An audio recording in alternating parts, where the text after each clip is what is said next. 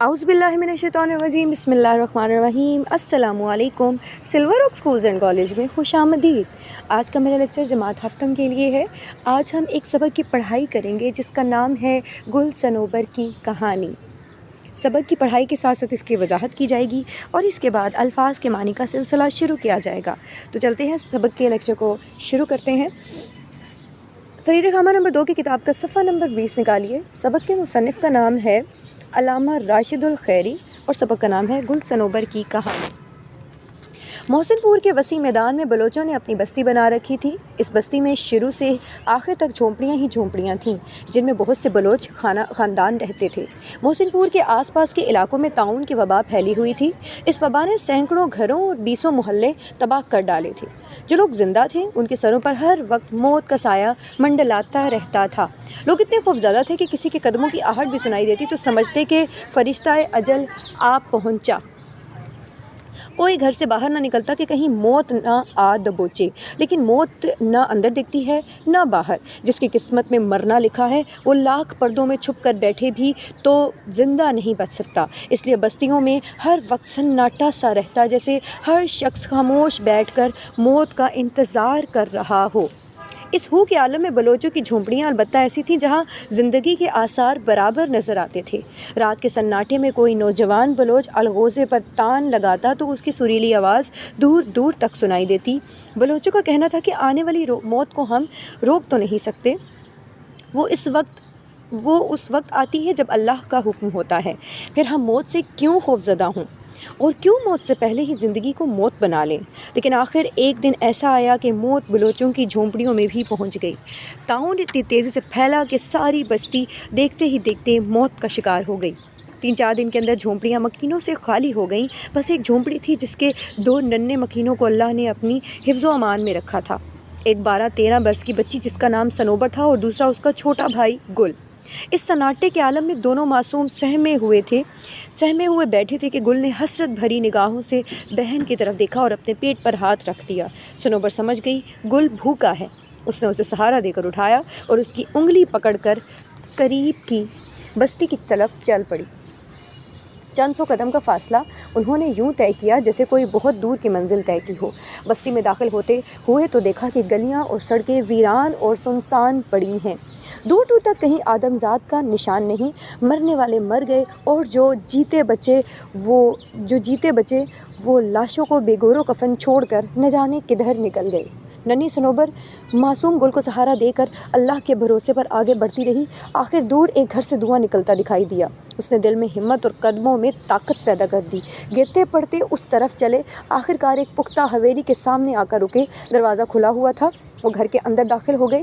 دیکھا کہ سامنے مسہری پر ایک خاتون بیٹھی ہیں جو دیکھنے میں کسی امیر گھرانے کی بیگم معلوم ہوتی ہیں۔ 3-4 بچے ان کی مسہری کے ارد گرد بیٹھے شاید کسی کھیل میں مگن ہیں۔ صنوبر آگے بڑھی، بیگم صاحبہ کو سلام کیا اور کہا، شکر ہے آپ کو اور آپ کے بچوں کو اللہ تعالیٰ نے اپنی حفاظت میں رکھا۔ ہم دونوں آپس میں بہن بھائی ہیں۔ ہماری ساری بستی میں بس ہم دونوں زندہ بچے ہیں۔ میرا چھوٹا بھائی بہت بھوکا ہے۔ اگر آپ اس کے لیے کھانے کا انتظام کر دیں تو اس میں آپ کی بہت بڑی عنایت ہوگی۔ خاتون نے صنوبر کی بات سنی تو اس نے کہا، لڑکی، ہم تم دونوں کو کھانا بھی دے دیں گے اور کپڑے بھی۔ ہمارے یہاں آرام سے رہو اور گھر کا کچھ کام کاج کر دیا کرو۔ خاتون کی اس بات پر صنوبر کا چہرہ غصے سے تمتما اٹھا۔ وہ سمجھی یہ عورت ہم دونوں کو غلام بنا کر رکھنا چاہتی ہے۔ بڑی سختی سے خاتون سے مخاطب ہوئی اور کہنے لگی، بیگم صاحبہ، آپ ہماری مجبوری سے فائدہ اٹھا کر ہمیں غلام بنانا چاہتی ہیں۔ آپ کو شاید یہ معلوم نہیں، ہم خوددار اور غیرت مند ماں باپ کی اولاد ہیں۔ ہم کام کرنے کو عیب نہیں جانتے مگر غلام بن کر رہنا ہماری فطرت کے خلاف ہے۔ دونوں بہن بھائی اس ویران جھونپڑی میں آ گئے۔ صنوبر نے گل کو تھپ کر کے سلا دیا۔ اس کی آنکھوں میں آنسو تھے اور دل میں طرح طرح کے خیالات کا ہجوم۔ اس حالت میں اسے نہ جانے کب نیند آ گئی۔ بہت دیر میں آنکھ کھلی تو دیکھا کہ گل جسے وہ اپنی آغوش میں لے کر لیٹی تھی وہاں نہیں ہے۔ یوں ہوا کہ گل بہن سے چمٹ کر سو گیا تھا مگر سخت پیاس کی وجہ سے جلد ہی اس کی آنکھ کھل گئی اور وہ پانی کی تلاش میں جھونپڑی سے باہر نکل گیا۔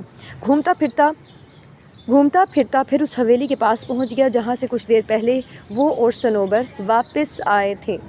بیگم نے بیگم کے نوکروں نے اسے دیکھا تو اندر لے گئے۔ بیگم کے دل میں صنوبر کی باتیں تیر کی طرح لگی تھیں۔ اس نے گل کو دیکھا تو انتقام کی آگ بھڑک اٹھی۔ دل میں سوچا کہ اس مغرور لڑکی کے بھائی کو زندگی بھر غلام نہ رکھا تو میرا نام زہیرہ نہیں۔ غرض اس جذبے کے تحت وہ عورت معصوم گل سے غلاموں جیسا سلوک کرنے لگی، اور اس خوف سے کہ کہیں صنوبر اپنے بھائی کو تلاش کرتی ہوئی اس کے گھر نہ پہنچ جائے، وہ اس حویلی کو چھوڑ کر ایک اور گاؤں میں رہنے لگی اور گل کو اپنے ہمراہ لے گئی۔ گل صبح سے شام تک ان مشکل کاموں میں مشغول رہتا جو زہیرہ اس کے سپرد کرتی۔ وہ کام بھی کرتا اور دن بھر زہیرہ کی بری بھلی باتیں بھی سنتا۔ ایسے موقع پر اسے صنوبر کی وہ بات یاد آتی کہ زہیرہ ان دونوں کو غلام بنا کر رکھنا چاہتی ہے۔ گل کو زہیرہ کے ہاں رہتے ہوئے کئی برس گزر گئے۔ وہ کام تو کرتا رہا لیکن دل ہی دل میں آزاد ہونے کے عزم کو بھی پختہ کرتا رہا۔ صنوبر کے بارے میں اسے یقین ہو گیا تھا کہ اب وہ زندہ نہیں ہے۔ انسان کا دل بھی عجیب چیز ہے۔ یکجک زہیرہ کا یہ حال ہو گیا کہ اسے صنوبر کی یاد رہ رہ کر ستانے لگی۔ اب اس کا دل یہ سوچ کر بھر آتا کہ اس نے ایک معصوم بھائی کو اس کی پیاری بہن سے جدا کیا، صرف انتقام کی آگ ٹھنڈی کرنے کے لیے۔ وہ اپنے گناہ کا کفارہ ادا کرنے کے لیے بے تاب تھی۔ آخر ایک دن ایک تدبیر اس کے ذہن میں آئی۔ اس نے گل کو اپنے پاس بلا کر پیار سے گلے لگایا اور کہا، آج سے تم آزاد ہو، جہاں چاہو جا سکتے ہو۔ گل اتنے دن زہیرہ کے ہاں رہتے رہتے وہاں کی ہر چیز سے مانوس ہو گیا تھا۔ آزادی کی زبردست خواہش کے باوجود بے ساختہ اس کی آنکھوں سے آنسو جاری ہو گئے۔ پھر ذرا ٹھہر کر اس نے کہا، بیگم صاحبہ، آپ مجھے آزاد نہ کرتی تو میں نے عزم کر رکھا تھا کہ ایک نہ ایک دن آزادی حاصل کر کے رہوں گا، لیکن عین ممکن تھا کہ اس کوشش میں آپ کو کوئی نقصان بھی پہنچا دیتا۔ بہرحال اس وقت شام ہو رہی ہے، مجھے اجازت دیجیے کہ یہاں رات گزار لوں اور صبح ہوتے ہی یہاں سے چلا جاؤں گا۔ زہیرہ نے کہا، جب تک تمہارا دل چاہے یہاں رہ سکتے ہو۔ اس کے بعد گل اور زہیرہ اپنے اپنے پلنگوں پر جا لیٹے، تھوڑی دیر میں سو گئے۔ رات آدھی کے قریب گزر چکی تھی کہ گل اپنے کمرے میں کسی کے قدموں کی آہٹ سنی۔ آہٹ سے اس کی آنکھ کھل گئی۔ ہلکی ہلکی جو روشنی کمرے میں آ رہی تھی اس میں گل نے دیکھا کہ کوئی شخص ہاتھ میں خنجر لیے سامنے کھڑا ہے۔ یہ منظر دیکھ کر وہ خوف زدہ ہو گیا، لیکن ذرا غور سے دیکھا تو صنوبر ہاتھ میں خنجر لیے سامنے کھڑی تھی۔ اس نے صنوبر کو پہچانا تو دوڑ کر اس کی ٹانگوں سے چمٹ گیا۔ صنوبر نے خنجر ایک طرف پھینکا اور گل کو سینے سے لگا لیا اور دیر تک اسے پیار کرتی رہی۔ پھر یکجک اس نے گھبرا کر گل کو علیحدہ کرتے ہوئے کہا، گل، آج تمہاری غلامی کی آخری رات ہے۔ میں یہ خنجر لے کر اس لیے یہاں آئی ہوں کہ زہیرہ سے اس کے ظلم کا انتقام لوں اور تمہیں غلامی کی قید سے رہائی دلاؤں۔ یہ کہہ کر اس نے خنجر ہاتھ میں اٹھا لیا۔ گل نے صنوبر کی یہ بات سنی تو اسے اپنی اور زہیرہ کی گفتگو کی ساری تفصیل سنا دی۔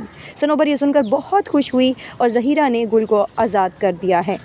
اسے اس بات کی خوشی تھی کہ اس سے زہیرہ کے قتل کرنے کا جو گناہ سرزد ہونے والا تھا، اللہ تعالیٰ نے اسے اس سے محفوظ رکھا۔ جس کمرے میں گل اور صنوبر باتیں کر رہے تھے اس کے برابر والا کمرہ زہیرہ کا تھا۔ گل اور صنوبر کی آواز سے اس کی آنکھ کھل گئی اور گل کے کمرے میں آتے ہی اس کی نظر صنوبر کے ہاتھ والے خنجر پر پڑی۔ وہ زور سے چیخی۔ صنوبر نے چیخ کی آواز سنی تو خنجر زمین پر پھینک دیا اور کہا، بیگم صاحبہ، آپ پریشان نہ ہوں، میں آپ کو قتل کرنے آئی تھی لیکن گل نے مجھے سب کچھ بتا دیا ہے۔ ہماری آپ کی دشمنی ختم ہوئی، بس ہمیں یہ اجازت دیجیے کہ رات آپ کی گھر بسر کر لیں۔ اس کے بعد تینوں اپنی اپنی جگہ جا کر سو رہے۔ فجر کی اذان ہو رہی تھی کہ صنوبر کی آنکھ کھلی۔ اس نے محسوس کیا کہ گھر کے صحن میں بہت سے آدمی جمع ہیں۔ یوں معلوم ہوتا تھا جیسے وہ ایک دوسرے سے گھبرا کر باتیں کر رہے ہوں۔ ساتھ ساتھ کسی کے رونے کی آواز بھی آ رہی تھی۔ صنوبر صحن میں پہنچی تو پتہ چلا کہ زہیرہ کے بڑے لڑکے نصیر کو سانپ نے کاٹ لیا ہے۔ زہر کے اثر سے اس کی حالت برابر خراب ہوتی جا رہی تھی۔ زہیرہ اپنے بچے کا سر گود میں لیے بیٹھی تھی۔ اس کی آنکھوں سے آنسو جاری تھے اور دعا کر رہی تھی کہ یا اللہ میرے بچے کو موت سے بچا لے۔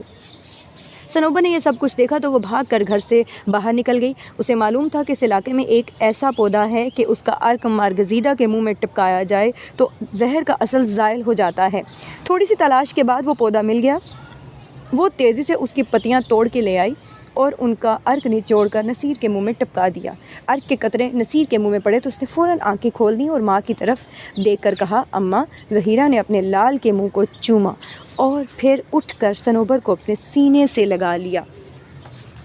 تو سبق کی پڑھائی کا سلسلہ ختم ہو چکا ہے۔ سبق کی پڑھائی کے بعد ہمیں یہ بات پتہ چلی ہے کہ اگر ہم مصیبت میں کسی کی مدد کریں گے تو نہ صرف اللہ ہمارا حامی اور ناصر ہوگا، بلکہ جس کے ساتھ ہم نیکی کریں گے اس کے ساتھ بھی ہمارے تعلقات بہت زیادہ بہتر ہو جائیں گے، چاہے اس سے پہلے اس کے تعلقات ہمارے ساتھ جیسے بھی گزر رہے ہوں۔ اور اس کے علاوہ ہم نے اور کیا سیکھا؟ ہم نے اس سبق سے اور یہ بھی سیکھا کہ ہمیں اپنی انا کی خاطر کسی کو بھی تشدد، ظلم یا ستم کا شکار نہیں بنانا چاہیے، بلکہ لوگوں کو معاف کر دینا بہت بڑی بات ہے۔ کچھ الفاظ کے معنی ہیں جن سے میں آپ کو آگاہ کروں گی۔ سب سے پہلے ہے علاب۔ علاب کا مطلب ہے تان، الغوزہ ستار، انتقام بدلہ، آ دبوچے آ پکڑے، آغوش کا مطلب ہے گود، آہٹ آواز، بے گور و کفن بغیر کفن دفن کے، پختہ مضبوط، تدبیر طریقہ، تمتما اٹھا غصے سے سرخ ہو گیا، حفظ و امان حفاظت کرنا، زائل ہونا ختم ہونا، سرزد واقع ہونا، سریلی خوش آواز، سناٹے خاموشی، سہمے ہوئے ڈرے ہوئے، عرق رس، عیب خرابی، فرشتہ اجل موت کا فرشتہ، کفارہ گناہ کا بدلہ، مارگزیدہ جسے سانپ نے کاٹا ہو، مانوس ہلا ہوا، مکین رہنے والے، مسحری چارپائی یا پلنگ، ہجوم بھیڑ، ہمراہ ساتھ، ہو کے عالم میں، خاموشی میں، وبا بیماری، اور آخری لفظ ہے یکا یک، اس کا مطلب ہے اچانک۔ مجھے امید ہے کہ میرا یہ لیکچر بھی آپ کو اچھے طریقے سے سمجھ آیا ہوگا۔ ویڈیو پوری دیکھنے کا بہت زیادہ شکریہ۔ اپنا اور اپنے پیاروں کا خیال رکھیے گا۔ اللہ حافظ۔